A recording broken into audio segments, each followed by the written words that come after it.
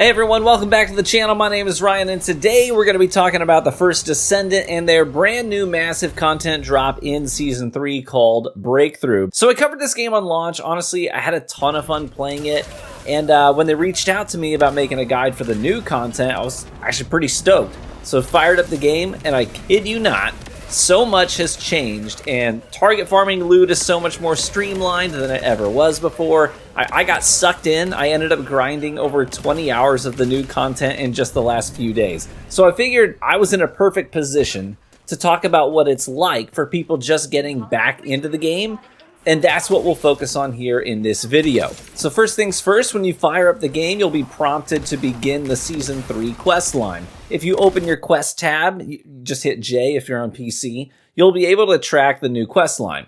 It'll be labeled Season 3. The first thing it's going to have you do is go load up the brand new open area on the map called the Axion Plains. Now, if you haven't played in a while and your gear isn't up to snuff, don't worry.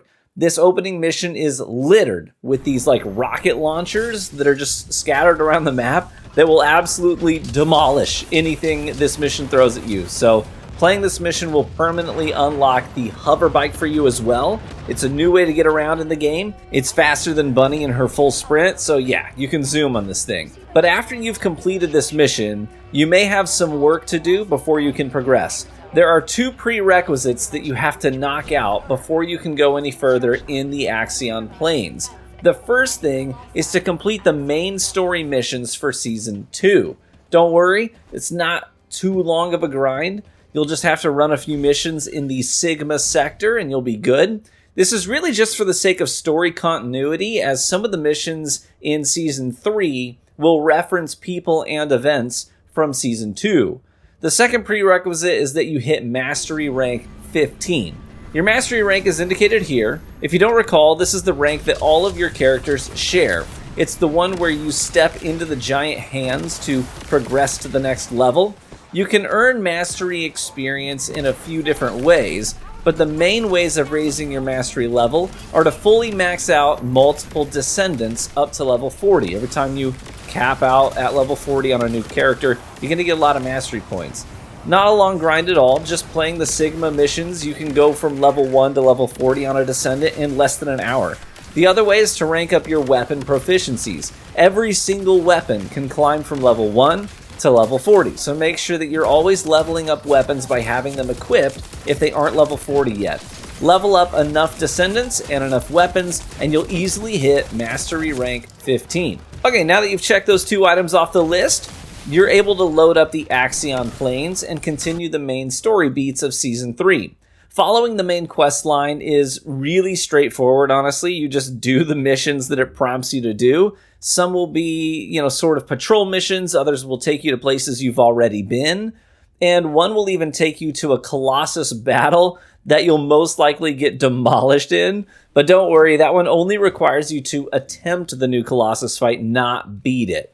But before we get into all that, you may find yourself getting absolutely crushed by just the standard enemies in these missions in the new area, the Axion Plains. That's because the monster level here is 190. Yeah, they're not small fries at all. If you're unable to complete these missions because you just can't dish out enough damage and you can't stay alive, let me give you some quick tips. This is what I did to get to the point where I can easily stroll through these missions now.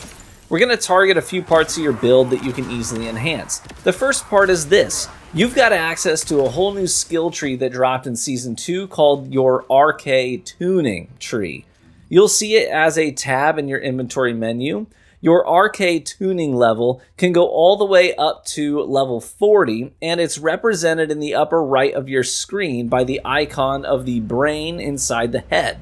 You'll get a skill point to spend in this tree every time you level up your RK tuning level. The best way to get RK tuning experience is just to run the Season 2 Sigma Sector Broken Boundary activity on repeat. I farmed the heck out of this activity. You can swap to the higher difficulty version and get 1500 XP for every single clear.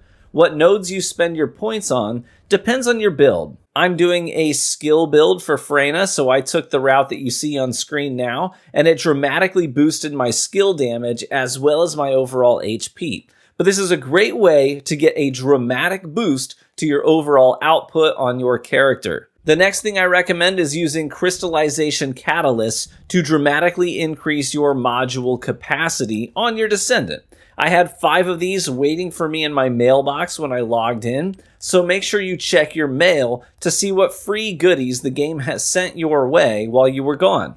If you haven't used these before, this is a massive boost to your output. The catalyst is used to change a module slot type to any type of your choosing. Why? Because a mod that is slotted in a mod slot that matches its type will cost half as much to equip. In other words, it frees up like double your inventory space for modules so you can have more mods equipped. The catch is that doing this will reset your Descendant's level back to level 1, but don't worry, getting right back to level 40 is not a long grind at all. I did this multiple times over the weekend alone with no problem. But let's say that all of that just sounds awful to you. You just want to dive in with a workable build right now. Well, Season 3 also gives you a free boost to get the character Bunny up to snuff with current content. They'll give you a level 100 Thunder Cage ultimate weapon, a full set of components at level 100 that work well with Bunny, and they'll even give you modules that are totally maxed out and leveled up that they'll auto-equip so you can just click one button and have a Bunny that's ready to play.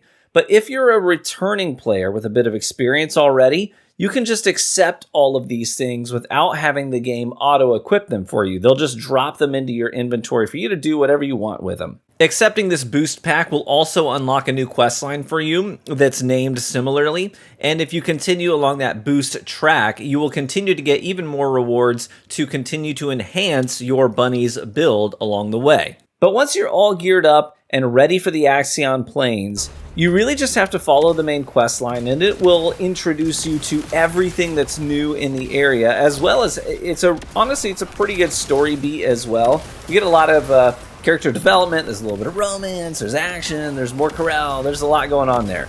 You even get new time trials that you can activate on your new hover bike, and each time trial has great rewards to dish out depending on your time of completion. You'll also find new supply boxes in the area, just like the other regions on the map have as well. But these ones, they break whenever you just drive over them, and you'll auto-collect everything inside. Easy peasy. You'll also be able to unlock other hover bike types, like the acceleration bike and the balanced bike, which mixes speed and maneuverability.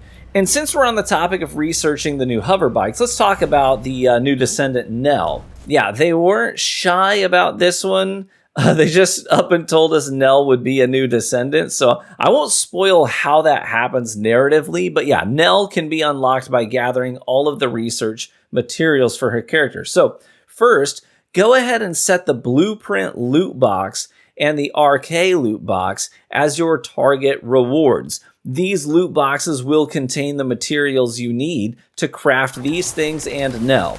Then you'll want to head back into the Axion Plains and farm the missions marked by the red teeth indicator on the map. These will be your source for these to drop. Farm the heck out of these missions, and eventually you'll have everything you need to craft your bikes and Nell.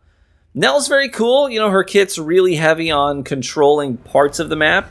You know, while Freyna is spreading her contagion across the entire map, Nell is more about, she's like, able to deliberately choose a specific part of the map where she's going to be in complete control. She uses gravity to pull enemies to central locations, then do devastating gravity explosions to do serious damage.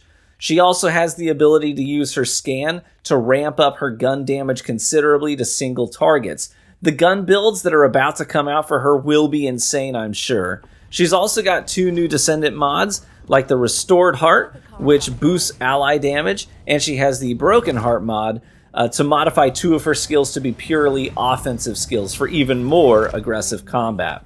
Alright, just a few more things and then we'll wrap this video up. Season 3 also introduces the new 8-player Colossus fight against the Wall Crasher. He spawns at set times in the middle arena in the Axion Plains. He has huge AoE attacks that you'll have to jump to avoid, and it will take everyone focusing on his weak points to bring him down in a timely fashion. The difficulty does not scale down if you only have 4 people, so it is a tough fight. You'll also have access to a brand new Void Abyss Intercept battle against the Storm Hanger. He stores up energy and then unleashes it in devastating shock attacks. To mitigate this, you'll have to destroy the unstable cores that generate the EMPs. And finally, Season 3 has a pretty cool crossover event with Nier Automata. Make sure that you check that collab out. You can check the skins in the store and see if they strike a chord with you and your Descendant of choice. You can preview them on your Descendant and see if you like it before you buy it.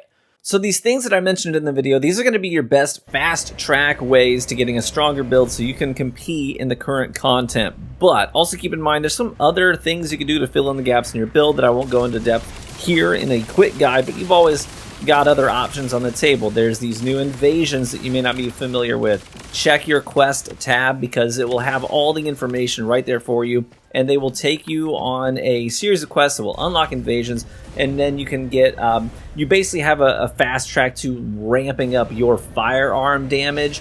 I didn't do a ton of that personally yet. It's on my list of things to do, but I'm running a skill build, so I was like, I prioritized other things initially. So on top of that, there's also, you might see people running around with dogs, and you might be like, how do I get a dog? Is that just a cosmetic thing? No, it's not just a cosmetic thing. These dogs can be used to, they're basically like a quality of life upgrade. They can collect and dismantle all kinds of gear, so you have to spend less time in your menu flagging things as junk and carefully sifting through it all. You can just set it up to have the dog do that for you. Kind of a cool system. So there's other things that you can do as well, other quality of life upgrades that you may not be familiar with. So feel free to check your quest tab, and it will, you know, those quests that are there that have just been stockpiling, start checking some of those off the list as well, and you'll be even better prepared for Season 3. But anyways, the stuff I mentioned in the video is like bare minimum, the stuff you got to do just so you can get into it, and that's how I got into it, and I have had no problem since then. All right, thank you so much for watching the video. I appreciate each and every one of you. Be warm and well fed, my friends, and I hope to catch you in the next video. Bye-bye.